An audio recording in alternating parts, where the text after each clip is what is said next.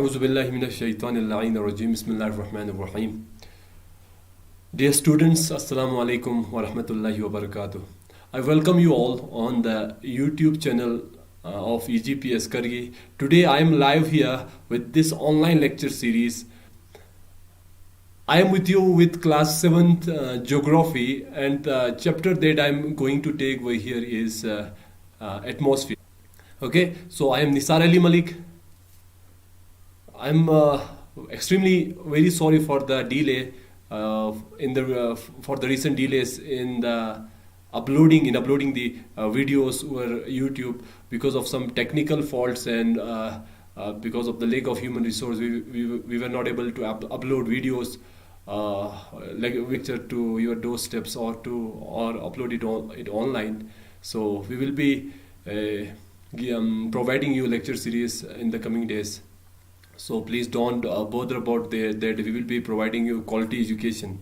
Okay. So today I am here with the class 7th online lecture series. That is from the social science portion of geography. Okay, the geography portion of social science, and the chapter that I am going to take over here is the atmosphere, which is also known as the air around us, or the air around us, which is also known as the atmosphere. Okay. So moving on. So you are all familiar with the fact that the atmosphere acts as a blanket of air which surrounds the earth.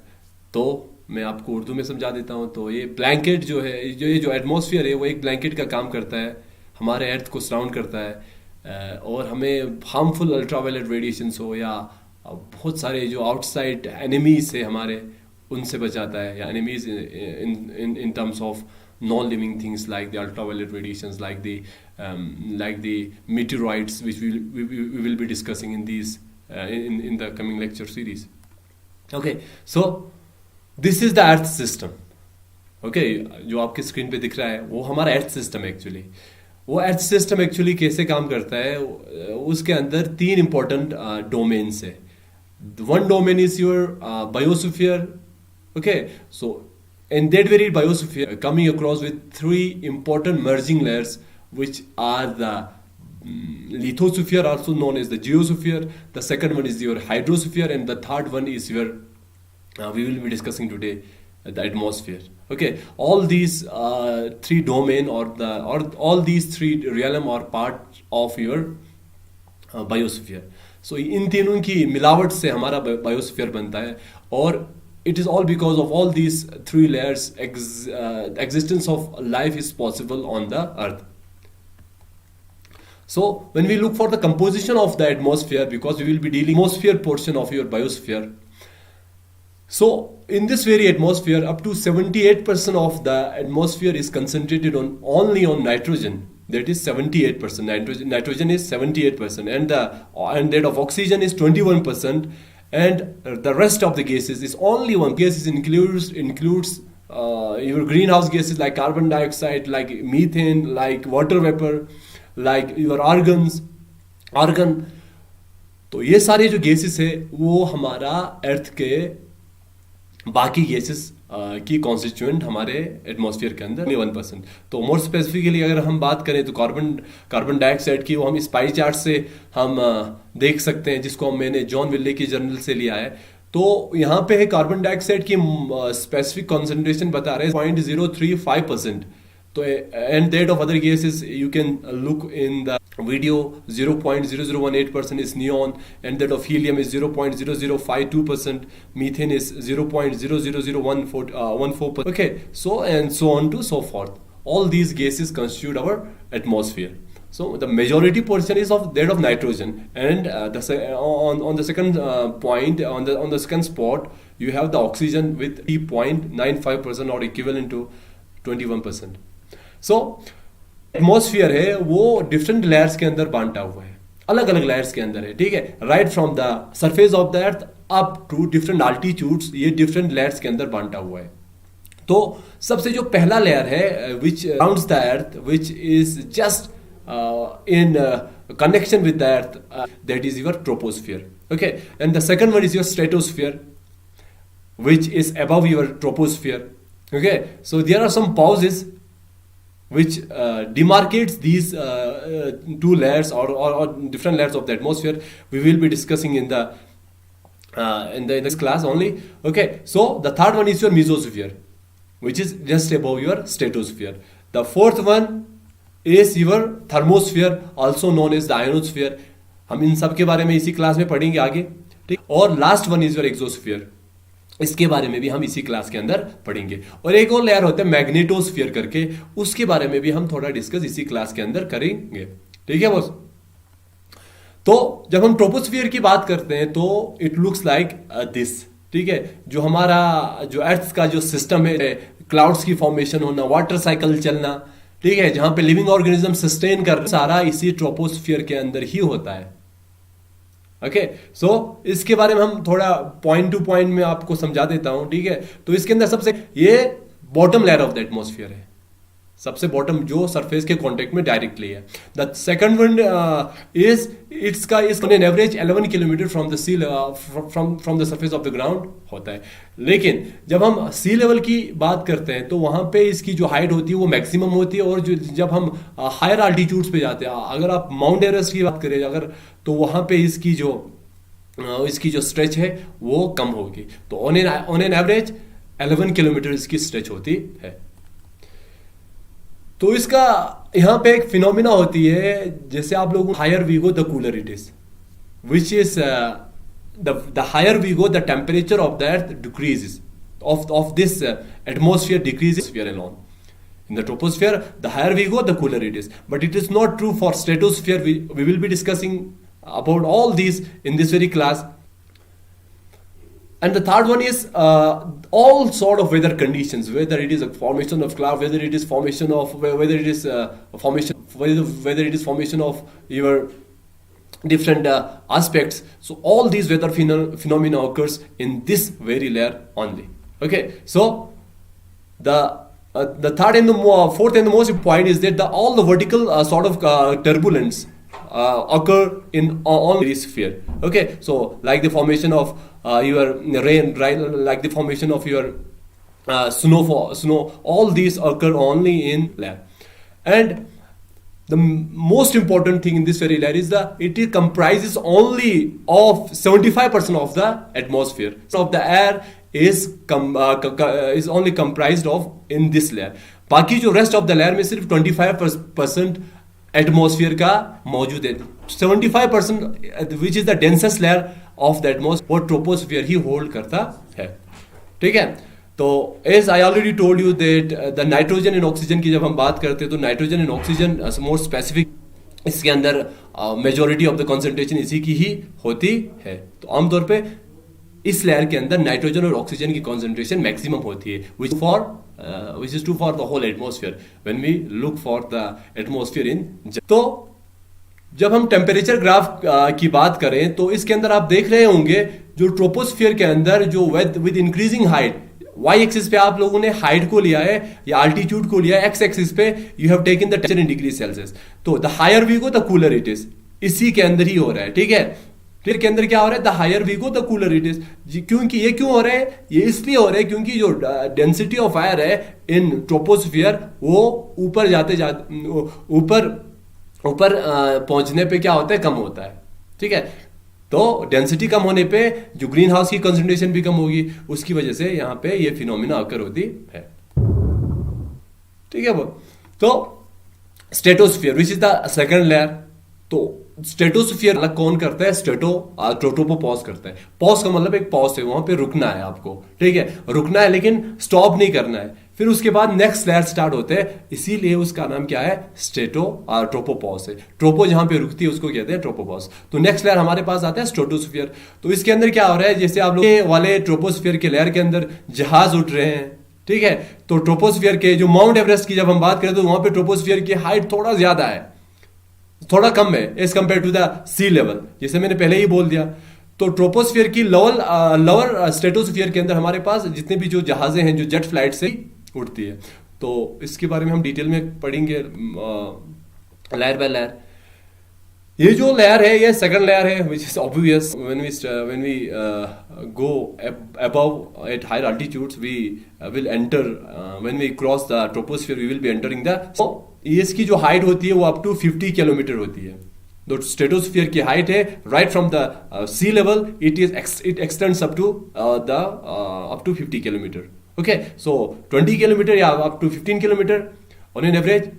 20 kilometre आप अगर height की बात करें तो सी level पे क्या होती है वहां तक तो ट्रोपोस्फियर है आपका, उसके जस्ट एबो आपका ये स्ट्रेटोस्फियर शुरू होता है अप टू 50 किलोमीटर, यानी इसकी 30 किलोमीटर इसकी एक्सटेंट है ऑलमोस्ट 30 टू 35 किलोमीटर की। जो हॉरिजॉन्टल एयर करंट है जिसको हम कहते हैं आमतौर पे जेट स्ट्रीम जिसको हम कहते हैं वो इसके अंदर ब्लो होती है। के बारे में हम हायर क्लास में पढ़ते हैं। जेट स्ट्रीम एक ऐसी एयर करंट होती है which is one of the reason which is one of the main way of fluctuating the movements of monsoon which is जो monsoon लाने का jet streams होती है जिसके बारे में हम हायर क्लासेस में पढ़ेंगे। तो विद टेम्परेचर इंक्रीज होता है विद अल्टीट्यूड इसके अंदर स्ट्रेटोस्फियर के अंदर। तो स्ट्रेटोस्फियर का एक और इम्पोर्टेंट चीज इसके अंदर प्रेजेंस है जो हार्मफुल अल्ट्रावायलेट रेडिएशन को वहां से आने नहीं देते हमारे धरती तक, जिसकी वजह से वहां पे जब ये अल्ट्रावायलेट रेडिएशंस को ऑब्जॉर्ब करके फिर रेडिएट करके बैक स्पेस के अंदर भेज देता है तो इसके अंदर जब उस रेडिएशन की एब्जॉर्प्शन की वजह से यहाँ पे टेम्परेचर की इंक्रीज होती है। तो with increasing height in stratosphere the temperature unlike the troposphere. तो ये एक्चुअली जो ओजोन है वो किसका काम करता है, एक डिफरेंट सॉर्ट ऑफ लेयर का काम करता है। ठीक है, ये एक डिफेंसिव लेयर का काम करता है जो हमारे अर्थ को हार्मफुल अल्ट्रावायलेट रेडिएशंस जो हमारे लिए काफ़ी हार्मफुल होते हैं उससे बचाता है। आमतौर पे अपर जो स्ट्रेटोस्फियर इसकी कॉन्सेंट्रेशन ज़्यादा होती है ओजोन की, ओजोन जिसको कहते हैं। ठीक है, तो मैंने पहले ही बोल दिया जो जितने भी जो जेट प्लेन्स है जैसे इससे पहले आप लोगों ने इसके अंदर देखा होगा। ठीक है, इसके अंदर क्या आप लोगों का जितने भी जो जेट स्ट्रीम्स है वो सब इसी के अंदर फ्लाई हो रही है। ठीक है, इसकी लवर स्ट्रेटोस्फियर के अंदर, अपर स्ट्रेटोस्फियर के अंदर होता है। ठीक है, तो एक इंपॉर्टेंट चीज ये 24% ऑफ एयर बियर करता है स्ट्रेटोस्फियर। 75% उसने बियर कर लिया, 24% इसने बियर कर लिया, तो ऑलमोस्ट 1% बाकी जो लेयर है वो बियर करता है। तो जब हम टेम्परेचर ग्राफ की बात करें तो सिमिलरली मैंने पहले वाला ग्राफ इसी के अंदर डाला है। तो इसके अंदर क्या हो रहा है, स्ट्रेटोस्फियर के अंदर जैसे हम ऊपर जाते हैं वैसे ही इसके अंदर, ठीक है, इसके अंदर जो टेम्परेचर है वो ज्यादा होते जा रहे हैं बिकॉज ओजोन की प्रेजेंस भी ज्यादा होते जाता है। ठीक है, तो the next layer is the mesosphere which is another important layer. ठीक है, तो इसके अंदर जैसे कि आप इस इमेज के अंदर देख सकते हैं कि जो मीटियोइड्स हैं जो आमतौर पे जो जुपिटर और मार्स की जो बीच का जो बेल्ट है उसके अंदर पाए जाते हैं। कभी कभार ये जो मीटियोइड्स है ये अर्थ की ग्रेविटी की वजह से पुल अप करके अर्थ की एटमॉस्फेयर के अंदर आ जाता है, ग्रेविटेशनल पुल की वजह से, जिसकी वजह से मीजो होता है वो जब उसके कांटेक्ट में आ जाते हैं तो वहां पे बर्न अप हो जाते हैं, वहां पे जल जाता है और हमें हमारे अर्थ को एक बड़े से डिस्ट्रक्शन से बचाता है। ठीक है, तो इसके इंपॉर्टेंट चीज है इसके अंदर ये third layer of the atmosphere है। तो ठीक है, ये इसकी जो एक्सटेंड होती है वो अप टू 80 किलोमीटर है। इससे हम ऊपर जाते हैं इस लेयर के अंदर, उसमें टेम्परेचर की डिक्रीज होती है। ठीक है, ये इसलिए होती है क्योंकि वहां पे जो एयर की जो डेंसिटी है वो कम होता जाता है। जैसे हमने ट्रोपोस्फियर की बात की वैसे ही मेसोस्फियर के अंदर भी होता है। इसको coldest layer of the atmosphere कहते हैं। कुछ लोगों को ये लगता होगा कि भाई अगर इसमें एक कोल्डेस्ट लेयर है तो इसके अंदर मीटियोर्स कैसे बर्न अप होता है। ये इसलिए होता है बर्न अप क्योंकि वजह से उस मीटियोर्स का अपना टेम्परेचर बढ़ जाता है when it comes in contact with the mesosphere, तो उस वजह से वो बढ़ जाता है। इस एटमॉस्फेयर की टेम्परेचर की वजह से बढ़ता नहीं है। जब लेकिन जो बड़े बड़े होते हैं उसको जला नहीं पाते, तो आमतौर पे कभी कभार क्या होता है ये जो मीटियोइड्स है वो अर्थ के एटमॉस्फेयर के अंदर फॉल करता है। ठीक है, तो वेयर मोस्ट मीटियोइड्स बर्न अप, इसी के अंदर जितने भी मीटियोइड्स है वो बर्न अप होती। तो ये थर्ड लेयर यहाँ पे देख सकते हैं। तो ये स्ट्रेटोपॉज जहाँ पे, ठीक है, ये जो स्ट्रेटोपॉज है ये हमारे मेसोस्फीयर को स्ट्रेट करता है, डिमार्केट करता है। ठीक है, तो इसके अंदर ये कोल्डेस्ट लेयर है, इसके अंदर -100 डिग्री सेल्सियस तक टेम्परेचर चला जाता है कभी रात के वक्त। The fourth layer is the thermosphere, also known as the ionosphere. ये बहुत ही इंपॉर्टेंट एक हमारे धरती के लिए एक इंपॉर्टेंट, जिसकी वजह से कम्युनिकेशन पॉसिबल है। थर्मोस्फियर के जस्ट अबव आपका होता है इंटरनेशनल स्पेस स्टेशन, ठीक है, जहाँ पे जो कम्युनिकेशन सैटेलाइट से उसको भेजा जाता है। आमतौर पे जो पोलर सैटेलाइट्स है वो थर्मोस्फियर के, वो जिसको हम आमतौर पे एक्सोस्फियर भी कहते हैं, जिसके बारे में हम नेक्स्ट पार्ट में पढ़ेंगे, इसी के इसके बाद ही आएगा वो। ये fourth layer of the atmosphere है, ठीक है। इसकी जो एक्सटेंट है अप टू 1000 किलोमीटर है। थर्मोस्फियर की जो एक्सटेंट है, ये इसकी जो एक्सटेंट है वो 1000 किलोमीटर है।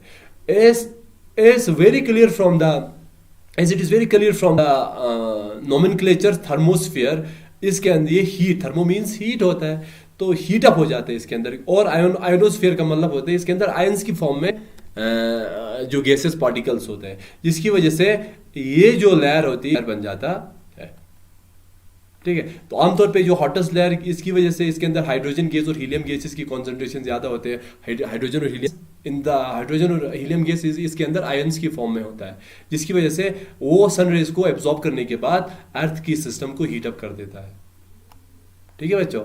तो टेम्परेचर विद इंक्रीजिंग आल्टीट्यूड इसके अंदर क्या होता है, इंक्रीज होता है, ठीक है, क्योंकि जैसे हम ऊपर जाते उस लेयर के अंदर, ठीक है, थर्मोस्फियर के अंदर क्या होता है, अल्टीट्यूड आयंस की कंसंट्रेशन या हीलियम आयन की कंसंट्रेशन या हाइड्रोजन के अंदर भी बढ़ोतरी होती है, जिसकी वजह से वहाँ पे ज़्यादा से ज़्यादा हमारा जो टेम्परेचर है वो ज़्यादा होता है इसके अंदर। बहुत इंपॉर्टेंट चीज़ इसके अंदर, वेयर रेडियो वेव्स और रिफ्लेक्टेड, जितने भी जो रेडियो स्टेशन है वहाँ से इनको रेडियो वेव्स को, और वो आयोनोस्फीयर उनको वहाँ से रिफ्लेक्ट बैक करके रिसीविंग एंड तक पहुँचा देते हैं, यानी ट्रांसमीटर से सीधे आयोनोस्फीयर, फिर आयोनोस्फीयर से transmit back towards the receiving end, which is our radio transistors. तो जो रेडियो कम्युनिकेशंस के अंदर एक बहुत बड़ी रिवॉल्यूशन इसी आयोनोस्फीयर की वजह से पॉसिबल हुआ, ठीक है। तो थर्मोस्फीयर के अंदर जो टेम्परेचर होते हैं +100 डिग्री सेल्सियस या +डिग्री सेल्सियस तक टेम्परेचर चला जाता है इस लेयर के अंदर, ठीक है। इसीलिए इसको hottest layer of the atmosphere कहते हैं। इसके अंदर आयंस, हाइड्रोजन आयंस और हीलियम आयंस सन रेज को एब्जॉर्ब करने के बाद हीट अप हो जाता है, ठीक है।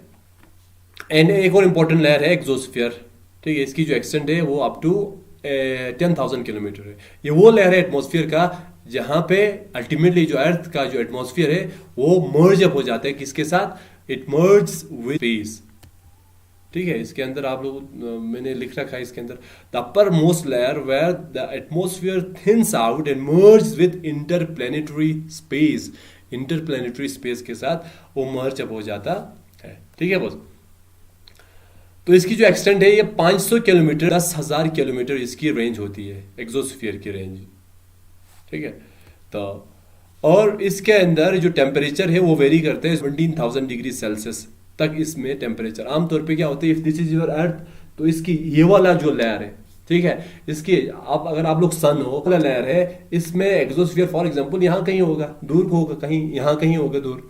तो जब अर्थ को हीट होना होता है दिन के वक्त, अब सन है, ठीक है, तो ये वाला जो लेयर है ये हीट अप हो जाते हैं इमीडिएटली, जिसकी वजह से टेम्परेचर बहुत ही ज्यादा 1700 डिग्री सेल्सियस तक चला जाता है। लेकिन इसकी जस्ट अपोजिट जहां पे रात है, जहां पे सनरेज नहीं पहुंच पाता है, वहां पे एक्सोस्फीयर के अंदर क्या होता है, बहुत ज्यादा लो टेम्परेचर, और उस टाइम पे वो कोल्डेस्ट बन जाता है, ठीक है, एक्सोस्फीयर के अंदर, ठीक है।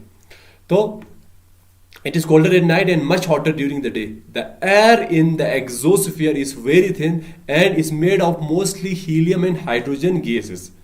Only इसके अंदर हीलियम और हाइड्रोजन गैसेस बहुत ही थिन है। बाकी ऑक्सीजन की जब हम बात करें बिल्कुल नील, ना के बराबर, ठीक है। जब हम नाइट्रोजन की बात करें ना के बराबर, क्योंकि मेजोरिटी कंसंट्रेशन तो ऑलरेडी हमने डिस्कस करके आया, troposphere, stratosphere, majority of the air की कंसंट्रेशन उसी के अंदर है, बाकी तो 1% rest of the layer occupy करता था, ठीक है।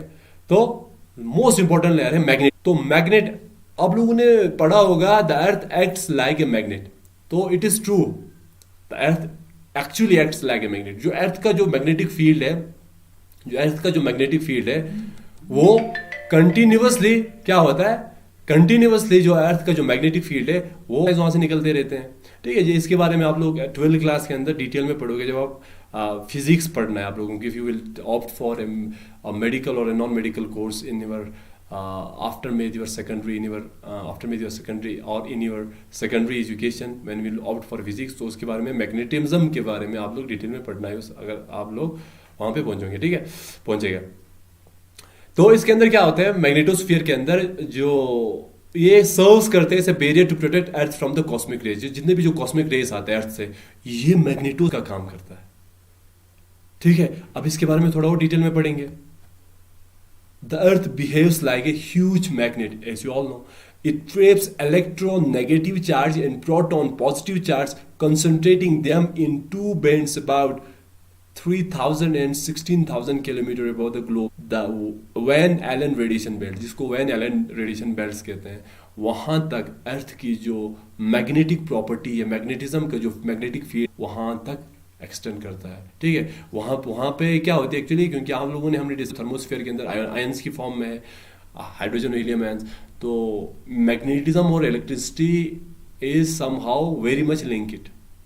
ठीक है, जो हायर क्लासेस में आप इसको डिटेल में पढ़ेंगे। तो आयंस की जो अलाइनमेंट होती है इस मैग्नेटिक फील्ड के साथ अलाइन हो जाती है वहाँ पे। तो उस लेयर को, यहाँ से 16,000 तक के लेयर को हम मैग्नेटोस्फीयर कहते हैं। ठीक है, तो इसके अंदर थर्मोस्फीयर का कुछ पार्ट आ जाता है, मैग्नेटोस्फीयर, एक्सोस्फीयर का भी, एक्सोस्फीयर तो पूरा आ जाता है इसके अंदर मैग्नेटोस्फीयर के अंदर। तो एक इंपॉर्टेंट लेयर है, यानी ये मतलब एक्सोस्फीयर के बाद भी मैग्नेटोस्फीयर रहता है, एक इंपॉर्टेंट चीज़ है। मैग्नेटोस्फीयर का आयंस को हम एक्सोस्फीयर के बाद में भी छोड़ते हैं। ठीक है, तो वहाँ तक एक्सोस्फीयर का जो असर है वो रहता है। ठीक है, वैन एलन ने इस बेल्ट की खोज की थी, वैन एलन रेडिएशन बेल्ट भी इसको कहते हैं। This outer region surrounding the Earth, where charged particles spiral along the magnetic field line, is called the magnetosphere। हो जाती है उसकी उन आयंस की किसके साथ, उन आयंस की अलाइनमेंट हो जाती है मैग्नेटिक फील्ड ऑफ लाइंस के साथ, जिसकी वजह से उस लेयर को हम क्या कहते हैं, ठीक है बच्चों। तो ये सब हमने पढ़ा, अभी तक हमने पढ़ा। सबसे पहले एटमॉस्फेयर के बारे में हमने पढ़ा, तो उसके अंदर मोस्ट इंपॉर्टेंट चीज़ बायोस्फीयर के बारे में हमने पढ़ा। तो atmosphere is a part of biosphere. ठीक है, तो एटमॉस्फेयर के कुछ ट्रोपोस्फियर के तक ही महदूद है हमारा बायोस्फीयर। उसके बाद बियॉन्ड ट्रोपोस्फियर से बियॉन्ड अगर स्ट्रेटोस्फियर में आए तो वहाँ पे लाइफ पॉसिबल नहीं है, बहुत ही मुश्किल बन जाते हैं। आमतौर पे हायर आल्टीट्यूड पे क्या होता है, आपको एयर की डेंसिटी कम होने की वजह से ऑक्सीजन की प्रॉब्लम आ जाती है। तो वो सब कहाँ पे होती है, तो जब हम स्ट्रेटोस्फियर में जाते हैं तो वहाँ पे हमें ऑब्वियस सी बात है, एयर की कॉन्सेंट्रेशन कम होने की वजह से हमें सांस लेने में दिक्कत, वो that is true for higher altitudes in troposphere also. तो इसके अंदर एक और चीज़ है, तो स्ट्रेटोस्फियर में हमने जब स्ट्रेटोस्फियर की बात करें तो हम सब ओजोन की वजह से harmful ultraviolet radiation coming from the sun can not reach the earth. Apart from that you have the mesosphere, जहाँ पे मीटियोर्स की बर्नअप हो जाता है, मीटियोर्स बर्नअप हो जाता है और वहाँ में हमारे अर्थ को एक बड़े से डिस्ट्रक्शन से बचाता है। एंड द लास्ट इंपॉर्टेंट चीज थर्मोस्फीयर, जहाँ पे जिसको हम आयोनोस्फीयर भी कहते हैं, हार्मफुल, और इसके अंदर मैग्नेटोस्फीयर का कुछ पार्ट है, कॉस्मिक रे से बचाता है और आयंस की फॉर्म में होने की वजह से वो रेडियो वेव्स को भी रिफ्लेक्ट बैक करके हम तक पहुंचा देता है। तो last one is your exosphere, जहाँ पे सैटेलाइट कम्युनिकेशन पॉसिबल हुआ है। आमतौर पे PSLV से जो सैटेलाइट भेजी जाती है, पोलर सैटेलाइट लॉन्च व्हीकल से, वो इसी एक्सोस्फीयर के अंदर ही भेजते हैं लोग। आमतौर पे जो एगोस्टेलर या जियो स्टेशनरी सैटेलाइट कहते हैं, ठीक है, वो हम इससे हायर आल्टीट्यूड पे अप टू 70 to 80,000 किलोमीटर तक उनको भेज देते हैं। ठीक है, एक्सोस्फीयर में नहीं, उससे ऊपर जियो स्टेशनरी सैटेलाइट्स को। लेकिन जो पोलर सैटेलाइट्स है उनको एक्सोस्फीयर की, यानी अर्थ की जो एटमॉस्फेयर की जो आफ्टर मोस्ट लेयर है, जो मर्ज करती है इंटरप्लेनेटरी स्पेस से, वहाँ भेजी जाती है। ठीक है, तो इम्पोर्टेंट क्या चीज़ है इसके अंदर, ये हमारे लिविंग थिंग को सस्टेन करने के लिए ट्रोपोस्फीयर एक इम्पोर्टेंट मीडियम रखता है। ठीक है, ये अर्थ की जो सन की जो हीट को